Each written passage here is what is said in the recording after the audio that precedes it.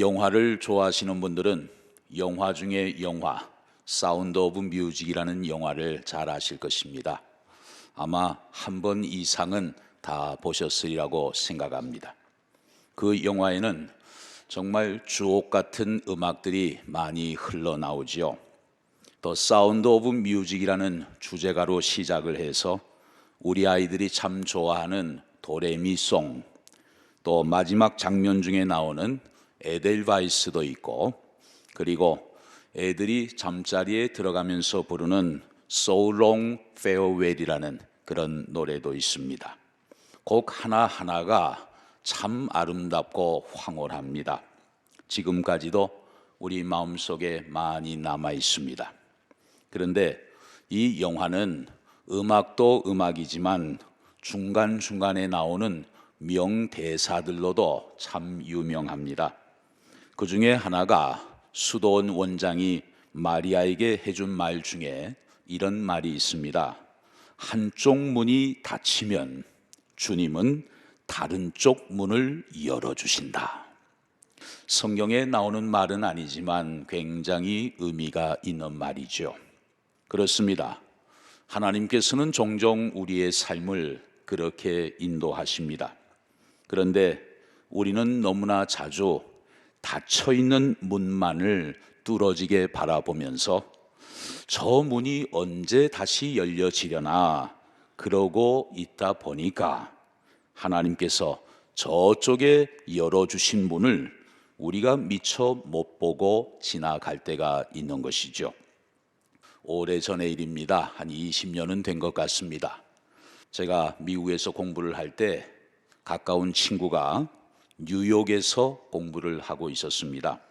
그때 저는 반대편 캘리포니아 지역에 있었습니다. 친구가 외로우니까 놀러 오라고 하도 얘기를 해서 제가 겨울방학 기간에 그 친구를 만나기 위해 비행기 티켓을 예약을 했습니다. 이제 출발 날짜가 돼서 비행기를 타려고 공항으로 나갔습니다. 비행기를 기다리고 있는데 갑자기 안내 방송이 흘러나옵니다. 뉴욕의 날씨 관계로 오늘 오후에 모든 뉴욕행 비행기가 다 캔슬되었다는 거예요. 그래서 내일 이 시간에 다시 오라는 것입니다. 아니, 여기 이렇게 날씨가 좋은데 왜 비행기가 못 뜨는가? 참 이해할 수 없었습니다. 황당하기도 하고 또 내일부터 친구와 여행을 하기로 일정이 다 잡혀 있는데 스케줄에도 문제가 생길 것 같고 이거 곤란한 일이 한두 가지가 아니었습니다. 나중에 알고 보니까 뉴욕에 눈보라가 아주 심했던 거예요. 그래서 모든 공항들이 다 폐쇄되었기 때문에 비행기가 들어올 수 없다는 것입니다. 이건 항공사에 따질 일이 아니었고 그냥 내일까지 기다려야만 하는 일이었어요. 여러분, 우리 신앙생활에도 얼마든지 이와 비슷한 일들이 일어날 수 있습니다. 때로는 우리가 가는 길을 하나님께서 막으실 때가 있어요. 그럴 만한 이유가 하나도 없는 것처럼 보이는데 말입니다. 그래서 우리는 하나님의 그런 처사에 대해서 원망하고 또 불평할 때도 있는 것이죠. 왜 이런 일들이 우리 삶의 자리에서 일어나는 것일까요?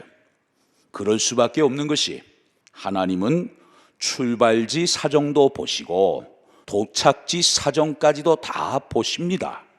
그런데 우리는 출발지 사정밖에는 못 보기 때문이에요. 비행기가 떠봤자 목적지에 도착할 수 없기 때문에 하나님은 비행기를 안 띄우시는 것인데 우리는 그것도 모르고 막 원망하고 불평할 때가 있는 것입니다. 제가 아는 어느 장로님과 집사님이 사업을 좀 같이 하기로 뜻을 모으고 사업을 준비하고 있었습니다.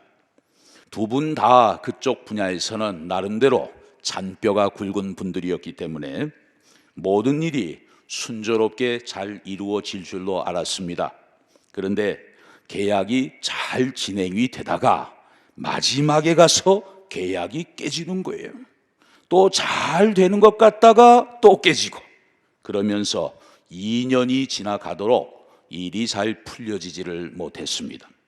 그러다 보니까 많은 어려움을 겪다가 코로나 사태가 터지고 말았어요. 코로나 기간 동안 특별히 그분들이 준비하던 그쪽 업종이 유난히 된서리를 맞았습니다.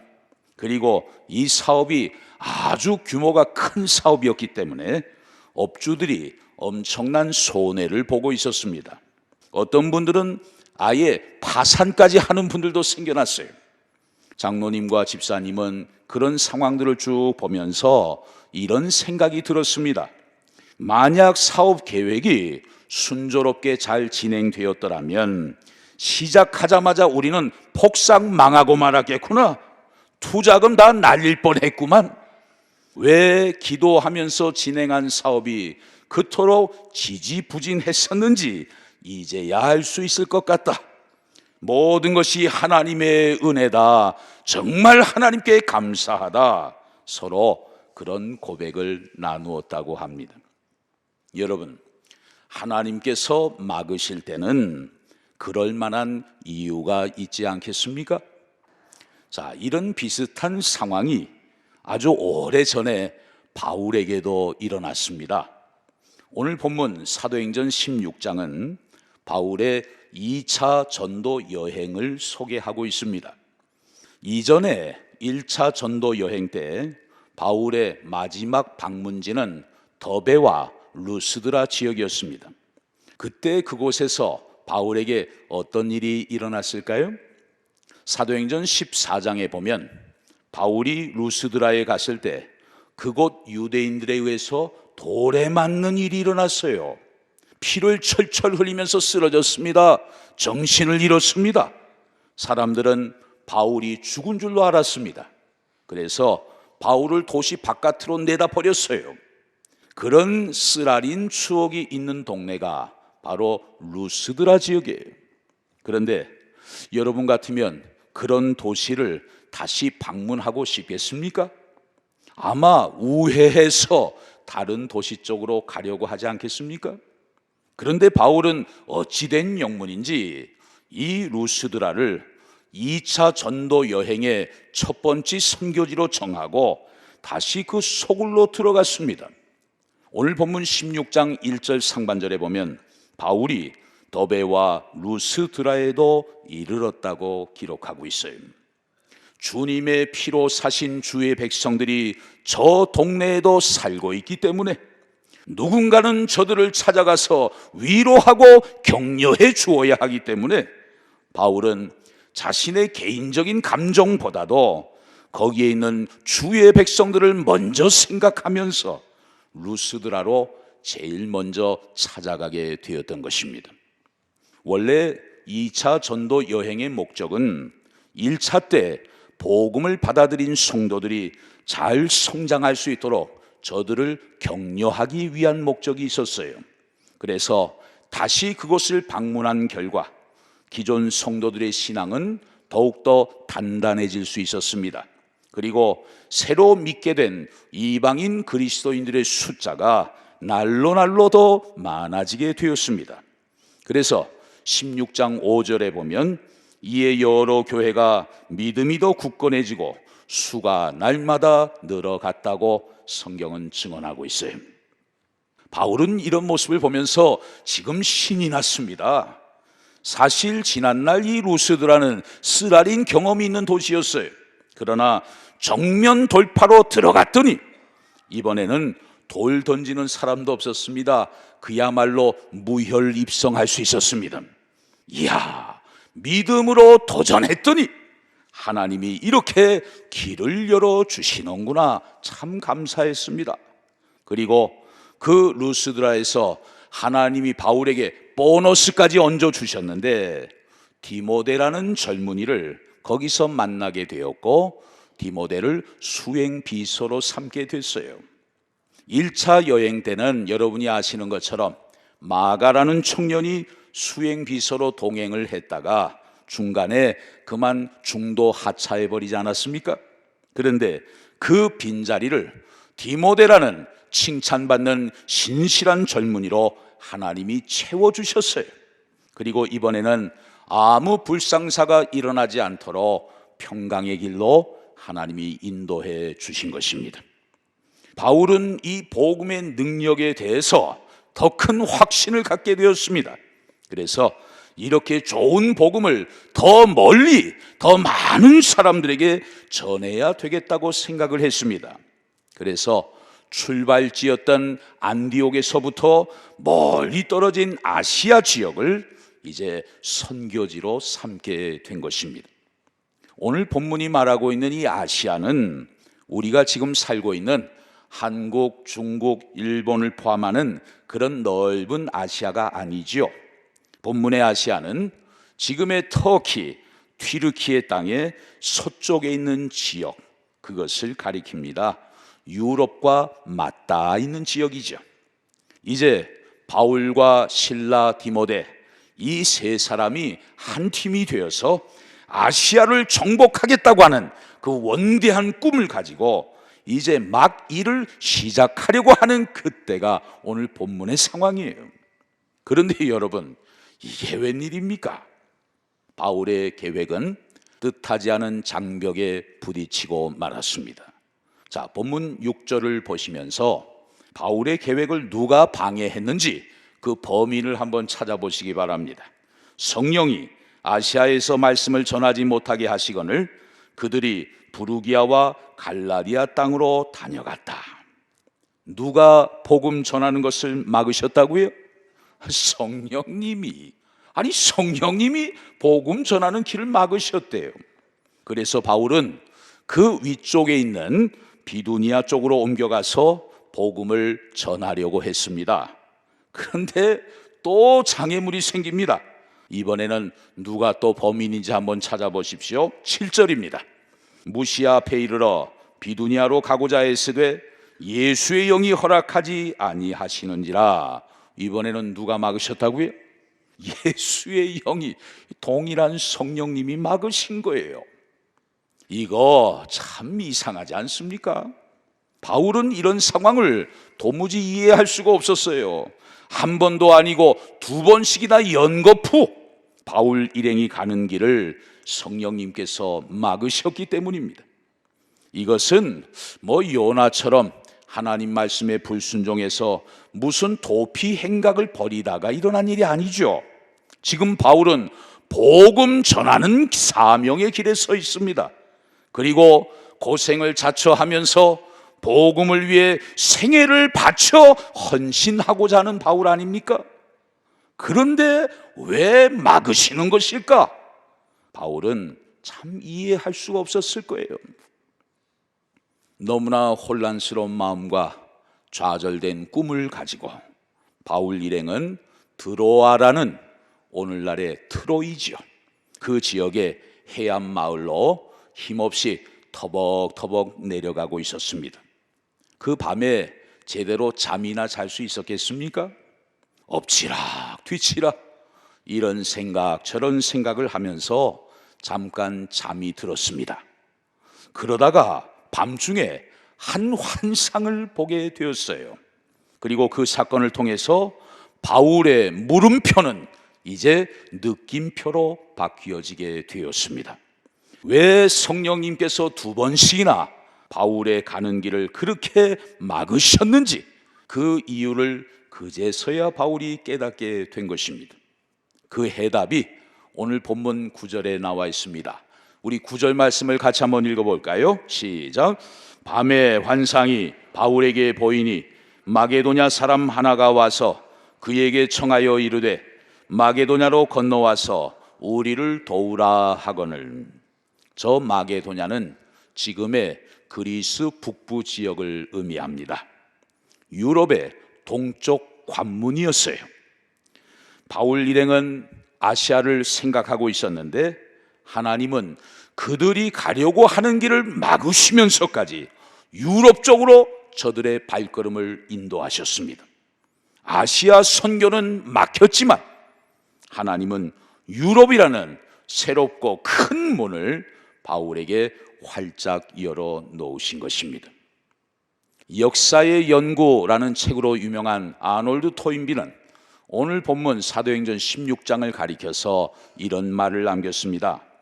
그때 드로아에서 바울 일행을 태우고 마게도냐로 향했던 그 한 척의 배에는 유럽의 운명이 실려 있었다. 무슨 뜻일까요? 만약 그때 유럽의 복음이 전해지지 않았더라면, 그래서 유럽의 교회가 세워지지 않았더라면 오늘의 유럽과 서구 문명은 결코 존재할 수 없었다. 그런 의미입니다. 여러분, 오늘 우리는 본문의 이 사건을 통해서 우리가 믿는 하나님은 어떤 분이신가를 발견할 수가 있습니다. 첫 번째로, 하나님은 때때로 우리의 가는 길을 막으시는 분입니다. 물론 우리가 잘못된 길로 나갈 때 막으시는 경우가 있죠. 반면에 우리가 지금 제대로 된 길을 가고 있는데도 불구하고 그 길을 또 막으시는 경우가 있습니다. 이것은 좀 다른 성격이죠. 우리는 이것을 영적으로 잘 분별할 수 있어야 하겠습니다. 구약시대 요나의 경우는 전자에 해당하는 경우지요. 요나가 불순종의 길을 가고 있을 때 하나님은 바다 한가운데 큰 대풍을 동원하셔서 요나가 가는 길을 막으셨어요.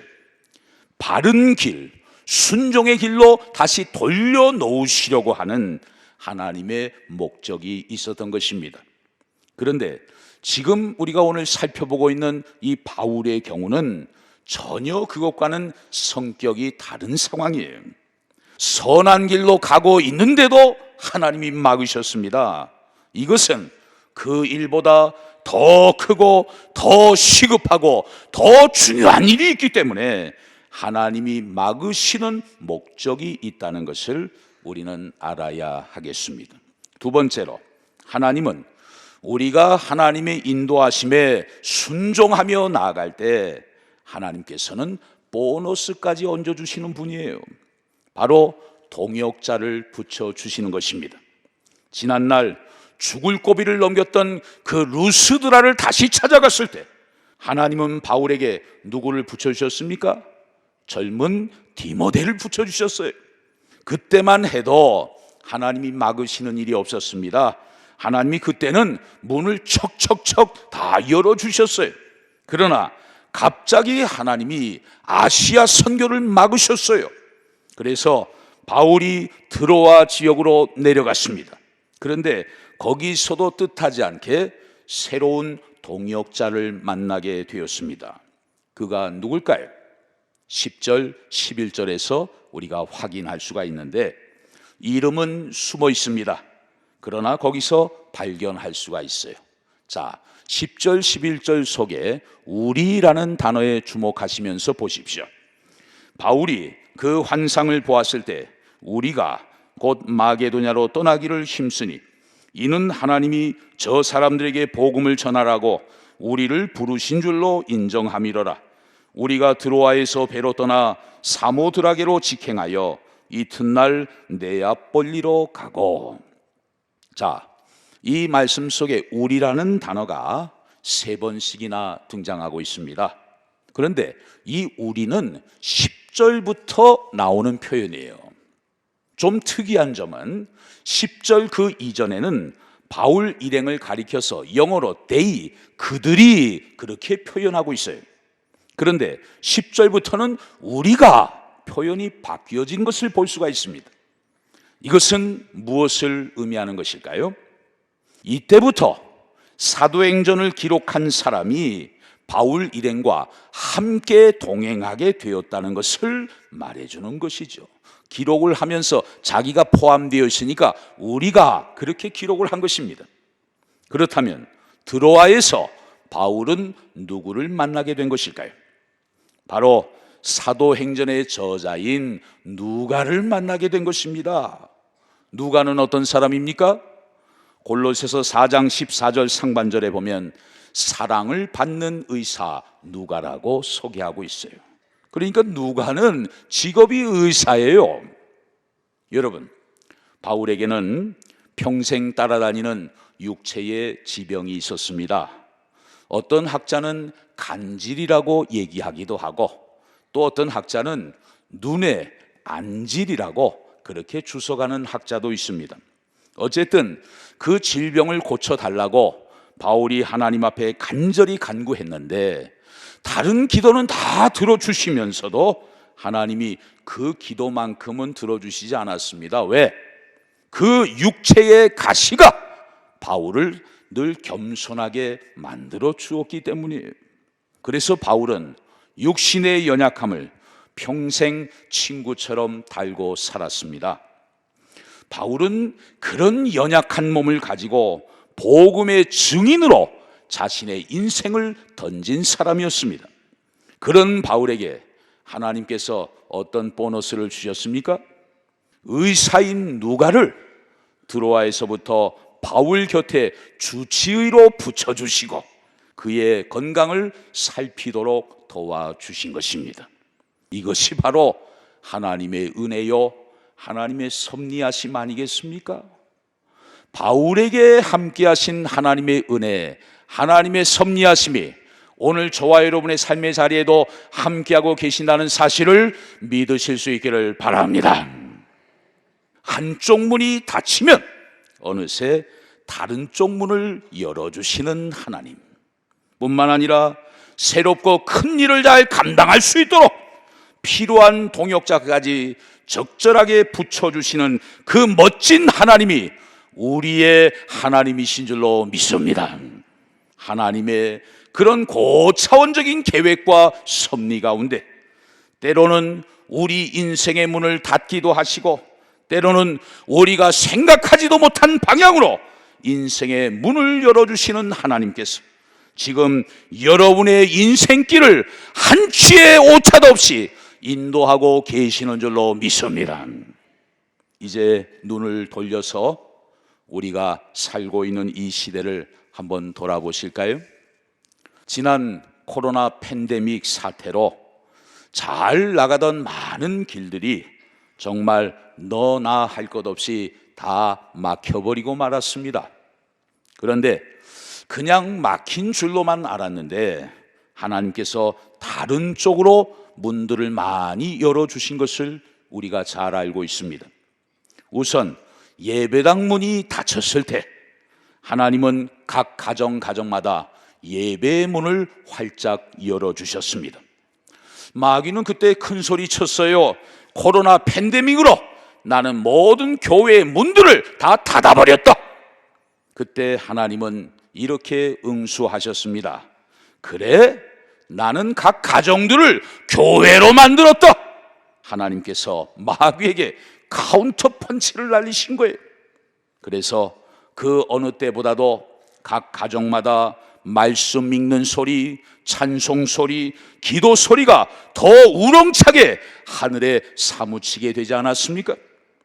그리고 오프라인 현장 예배의 문은 닫혔지만 하나님은 온라인이라는 새로운 문을, 더 광활한 문을 우리에게 활짝 열어주셨습니다. 할렐루야. 사랑하는 성도 여러분, 지금 내 인생길이 막혀서 당황하고 낙심하고 절망 중에 계신 분들 혹 이 자리에 계시지는 않습니까? 그렇다면 전혀 걱정하지 마십시오. 깊으신 뜻과 섭리 가운데 바울의 길을 막으시고 다시 새로운 길을 열어주시고 유럽의 복음화라는 역사의 새 지평을 열어주신 하나님의 영이 여러분의 막힌 인생길도 새롭게 활짝 열어주셔서 놀라운 하나님의 역사를 경험하게 하실 줄로 믿습니다. 이 하나님의 선하신 인도하심이 오늘 예배드리는 저와 여러분에게도 함께 하시기를 주의 이름으로 간절히 축원합니다.